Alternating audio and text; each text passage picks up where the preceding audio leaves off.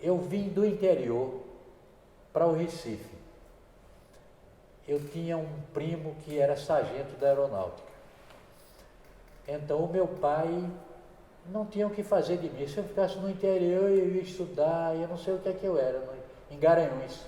Aí as pessoas dizem, ih, você é daquela terra, aí ficam querendo conversar mais comigo, porque eu sou de Garanhuns. Não sei por que é. Aí eu vim para o Recife e aqui eu me alistei na aeronáutica e fui soldado, depois fui cabo, queria ser sargento, não pude. Eu desenhava desde menino. Aprendi a desenhar com um tio, Samuel Santiago. Ele era de Catende. Quando eu entrei na aeronáutica como soldado, eu já era um bom desenhista. E eu fui trabalhar numa seção de desenho com sargentos. Eu soldado. Então, eles não me davam para desenhar mais coisa porque eles eram mais importantes, né? Mas eu achava o desenho deles duro, aquele desenho feito com tira-linha, feito com régua. Trabalhava com normógrafo, entendeu? O normógrafo era uma coisinha que trabalhava com nanquim e ia seguindo uma reguinha com as letras feitas. Eu fazia as letras à mão livre, com uma pena bem feitinha, bonitinho, entendeu? Mas comecei a trabalhar com esse pessoal, já era um trabalho diferenciado, compreendeu? Eu era cabo datilógrafo, entendeu? Mas eu não queria saber nada com datilografia, porque datilografia dava muito trabalho. Você passava o dia todo datilografando, era chegando documento e mais documento. Eu não, eu queria trabalhar com desenho. E fui transferido para Salvador. Nessa época havia um problema, isso era antes de 64. Nessa época havia um problema político no Brasil, então a aeronáutica estava querendo se livrar de certos cabos. E eu estava no meio deles, entendeu? Eu não era nada de subversivo. Eu sou muito disciplinado, sabe? Eu sou disciplinado, eu não transgrido as regras. Transgrido, tá certo. Se não tiver certo, você escote aí. Mas eu era associado a uma associação de cabos que era considerada subversiva. E essa associação queria que os cabos casassem, que andassem com roupas civis, que votassem, e cabo não podia fazer nada disso na época. Os sargentos podiam, mas cabo não podia. Então eu me associei, meu nome ficou na lista e todo mundo que estava naquela lista era considerado esclarecido, talvez, entendeu? Aí eu fui para Salvador, sem querer, pronto. E cheguei em Salvador, foi uma maravilha, e conheci, fui a teatro em Salvador. Aqui em Recife é teatro, mas em Salvador fui a teatro. Em Salvador conheci Mário Cravo, um grande Mário Cravo. Conheci os gravadores de Salvador e comecei a fazer gravura em Salvador. Eu não fui expulso oficialmente.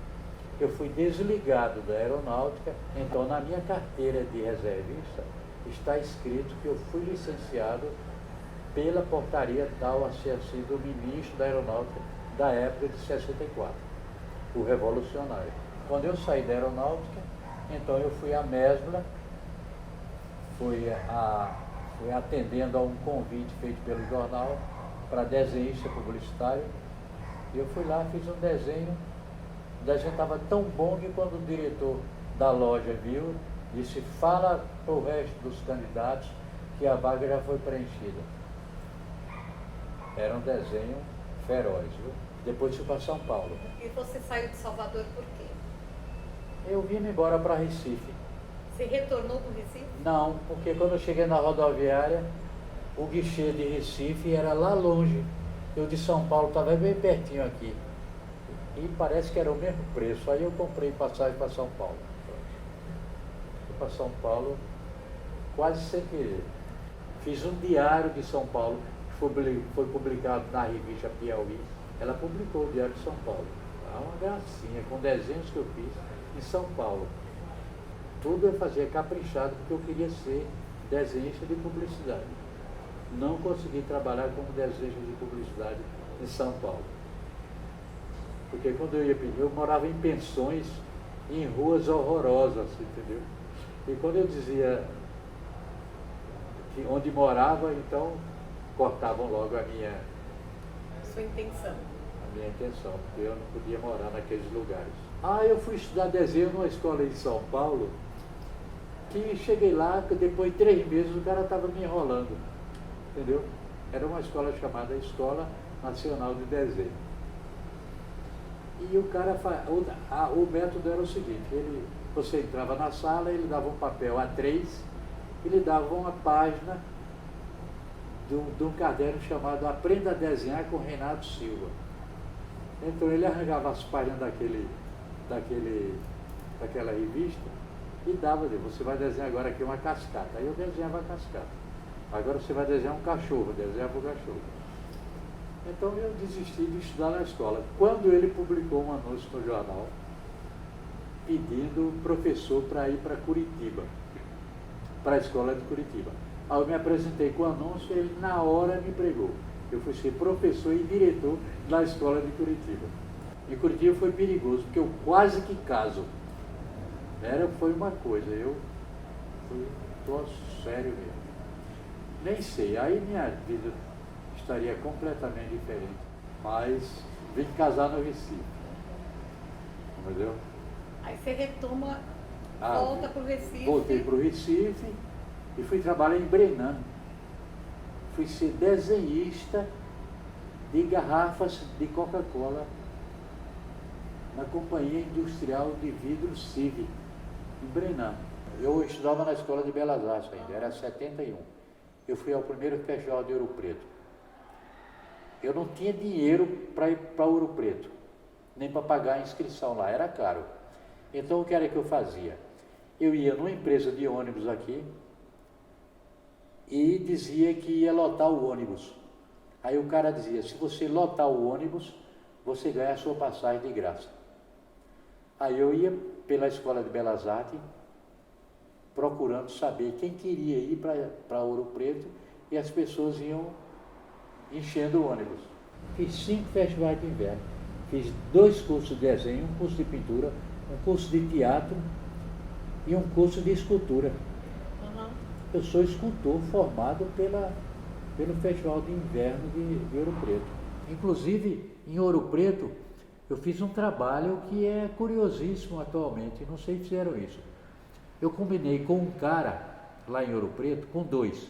Um morava em São Paulo, um morava em Belo Horizonte e eu morava em Recife.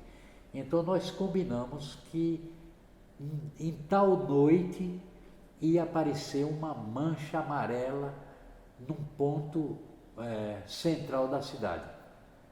Uma mancha amarela grande. Então ia aparecer a mancha amarela aqui em Recife, a mancha amarela ia aparecer em São Paulo e a mancha amarela ia aparecer em Belo Horizonte. Então era assim. E cada um telefonava para o outro. Telegrafava, porque o telefone funciona, o telégrafo. E eu tenho um desses telegramas, ou que eu passei para eles, ou que eles passaram para mim. Mancha na rua, positivo, assim. E a minha eu joguei ali perto da Ponte de Ferro, depois da Ponte de Ferro, que era um lugar esquisito ali de noite. Então eu destampei a lata ali e joguei por ali assim, ficou aquele lambuzado. E aí passava carro para lá, para cá. Isso assim, 11 horas da noite, mais ou menos. Entendeu? Mas é um trabalho que podia muito bem ser repetido atualmente. Eu, quando entrei na Escola de Belas Artes, eu não sei como foi que eu queria trabalhar na praia, nas pedras de Boa Viagem. Eu achava aquilo ali, os arrecifes, um palco fabuloso. E eu queria fazer um trabalho ali, tinha vontade de trabalhar ali. E convidava os colegas de Belas Artes, mas ele não queria. Até que apareceu um rapaz lá para pegar o endereço de Ouro Preto. E eu vi o cara muito assanhado assim, eu disse, você tem coragem de fazer um trabalho comigo na praia? Aí ele, vamos fazer. E fizemos. Aí não foi um trabalho dos dois juntos, foi uma exposição dele e uma exposição minha separada, mas na praia. Quem era o rapaz? Paulo Brusco, Vocês se conheceram nesse contexto na da Escola escola? de Belas Artes. Antes eu já tinha visto ele embriagado no Pátio São Pedro, expondo desenho feito com remédio. Eu tinha 10 anos mais do que ele. Eu tinha 29 anos na época, ele tinha 19. Eu já tinha passado por Salvador, por Mário Cravo, por teatro de arena aqui em Recife. Ele conhecia o jornalista, ele conhecia Ivan Maurício, ele conhecia esse outro que é Ricardo Noblar, ele conhecia o pessoal da Manchete, porque ele estudou jornalismo na Universidade Católica. Não sei se terminou o curso, mas ele estudou jornalismo, conhecia o jornalista. Eu trabalhei aqui com o Paulo Brusco, foi muito bom. Fizemos muita coisa. Inclusive é pessoa jurídica, né? Nós fizemos uma empresa. A sede era na casa dele, né? Na Rua do Sossego. E a caixa postal era a caixa dele. Então muita coisa que veio para a equipe era. Ele me dava xerox e tal. Me dava xerox das coisas, mas ele arquivava tudo. Ficou no arquivo dele. Muito tá? bom o arquivo dele. Está bem arquivado lá. Aliás, ele é o fiel, como é, guardião não, fiduciário da obra. Quando eu vi o Festival do Ouro Preto, eu digo, esse festival tem que ir para Pernambuco. Aí imaginei um festival em Garanhuns, que não foi possível ser feito. Aí tentei fazer um festival aqui em Recife e fiz o festival. E depois levamos para fazer em Olinda.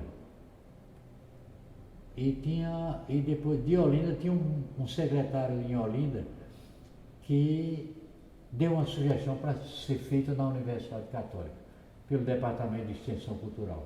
Inclusive tinha um rapaz na época, que hoje é um grande fotógrafo, que na época era um grande fotógrafo. Ele, inclusive, é meu amigo agora no Facebook, eu não me lembro do nome dele. Mas ele, na época, foi ele que fotografou o Zdeněk Hampel, que era um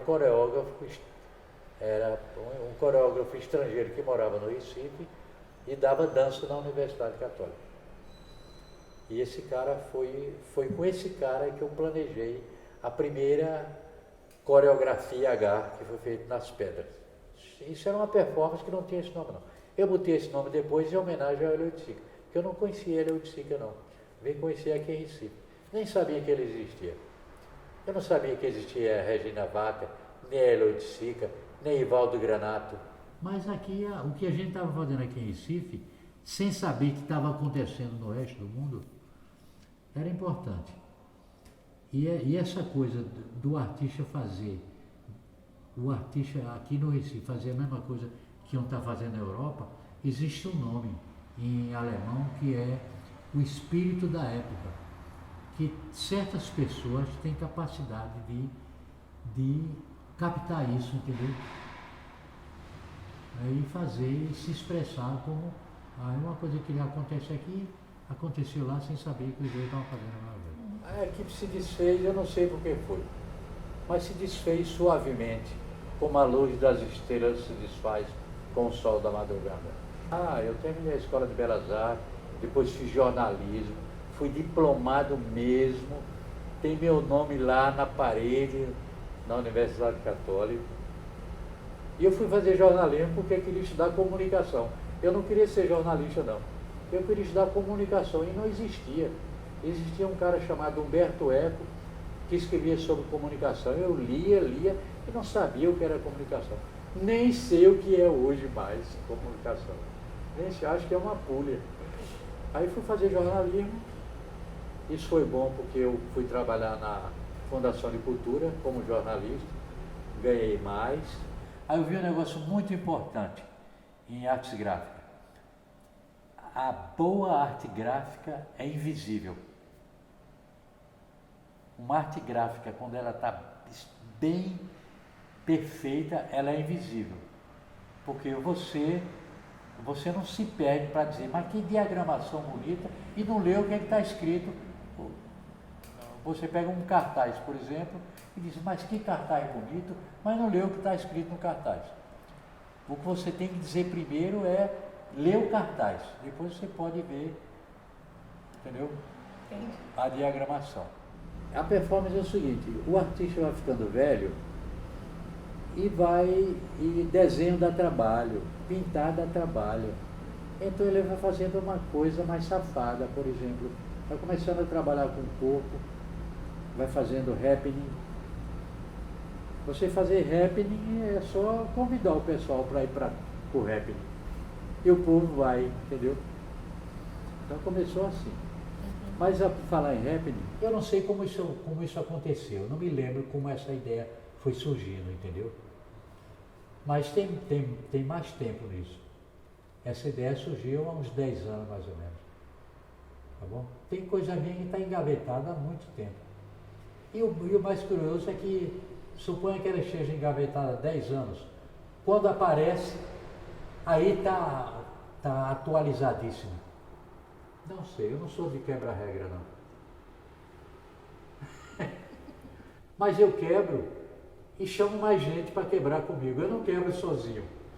Eu dou uma chance para você, porque quem vem de pijama para aqui não foi essa pessoa que inventou. Eu vou porque foi Daniel Santiago que inventou isso, então eu vou para lá. O doido é ele, não sou eu não. Eu vou só participar de uma coisa. O Ezra Pound disse que a verdade está no sonho. Isso que nós estamos fazendo agora é uma sobrevivência. Nós estamos sobrevivendo. Estamos tentando comer, estamos tentando nos alimentar e dormir. E é durante o sono que aparece a verdade, que é justamente no sonho.